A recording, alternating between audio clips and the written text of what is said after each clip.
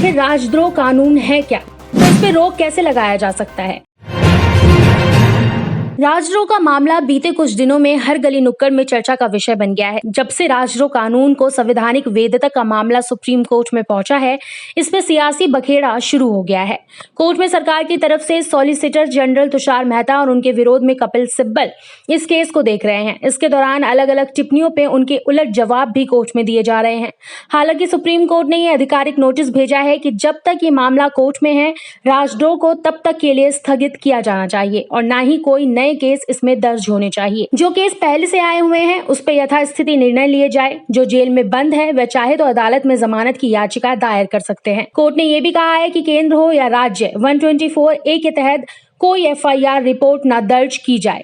इस मामले में अगली सुनवाई जुलाई के तीसरे हफ्ते में की जाएगी। कोर्ट की कार्यवाही के दौरान सॉलिसिटर जनरल तुषार मेहता ने केंद्र सरकार का पक्ष रखते हुए कहा कि संवैधानिक गरिमा को बनाए रखने के लिए केंद्र सरकार राज्यों के लिए एक ड्राफ्ट तैयार किया गया है, जिसमें लिखा है कि SP या अन्य उच्च अधिकारी के गैर मौजूदगी में या उनकी नामंजूरी से राजद्रोह के धाराओं में FIR दर्ज नहीं की जाएगी। और इसके बाद सॉलिसिटर ने इस कानून पर रोक न लगाने के लिए कहा। उन्होंने आगे कहा कि यदि केस दर्ज किया जाता है तो उचित कारणों को भी बताना पड़ेगा। उन्होंने कहा कि जब तक कोर्ट किसी नतीजे पर नहीं पहुंचती, सरकार को पुनः विचार करने का मौका मिल जाएगा और इस ड्राफ्ट को वैकल्पिक संभावना समझते हुए लागू किया जा सकता है। जनरल तुषार मेहता ने यह भी कहा कि अपराध की परिभाषा का विश्लेषण कर पाना मुश्किल है, तो इस पे रोक कैसे लगाया जा सकता है, ये उचित नहीं हो। याचिकाकर्ताओं की तरफ से आपको बता दें कि कपिल सिब्बल ने कहा कि वो कोर्ट से तत्काल इस राजद्रोह कानून को खत्म करने की मांग रखते हैं। तमाम दलीलों के बाद सुप्रीम कोर्ट ने अपना फैसला सुनाया है और फिलहाल के लिए राजद्रोह कानून के इस्तेमाल पर रोक लगा रखी है। कोर्ट ने कहा है कि संविधान लोगों के लिए और लोगों से है, तो उनकी सुरक्षा का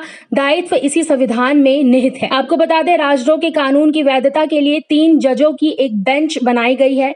इस बेंच में justice NV Ramana, justice Suryakant और जस्टिस हिमा कोहली शामिल होंगे। आपको बता दें कि आखिर राजद्रोह कानून है क्या? ये कानून अंग्रेजों के जमाने से हमारे संविधान में अपनी जगह बनाए हुए हैं। ये कानून 1870 में पहली बार लाया गया था। इसे लाने का मुख्य कारण था देश में बढ़ती हुई क्रांतिकारी गतिविधियों पर लगाम लगाई जा सके। इस कानून के अंतर्गत किसी भी तरीके से विरोध का प्रदर्शन अंग्रेजी हुकूमत के खिलाफ अगर की जाए तो इस कानून के तहत आरोपी को गुनाहगार मानकर हिरासत में लिया जा सकता था। IPS की धारा 124A के तहत राजद्रोह एक ऐसा अपराध है जिसमें सरकार के प्रति सांकेतिक, मौखिक और लिखित रूप से घृणा फैलाने या आक्रोश पैदा करना शामिल है।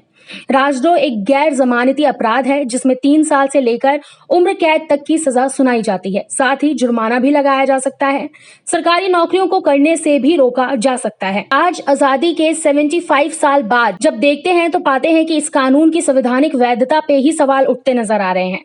विगत कई वर्षों में सरकारें बदलती, प्रधानमंत्री बदले, लेकिन इस कानून को हटाने का जिम्मा किसी ने नहीं लिया, बल्कि हर सरकार को अपोजिशन में बैठी पार्टियां इसके अंश में अपनी रोटी सेकती हुई नजर आई। आपको बता दें कि इस कानून का राजनीतिक हथियार के तौर पर कई सरकारों ने इस्तेमाल किया है।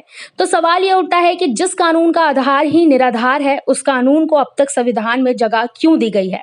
तमाम कानूनों के साथ साथ इस कानून को भी खत्म कर देना चाहिए। आपकी इस पर क्या राय है, हमें कमेंट में जरूर बताइएगा और देश दुनिया से जुड़ी खबरें जानने के लिए देखते रहे हिंदी माइक।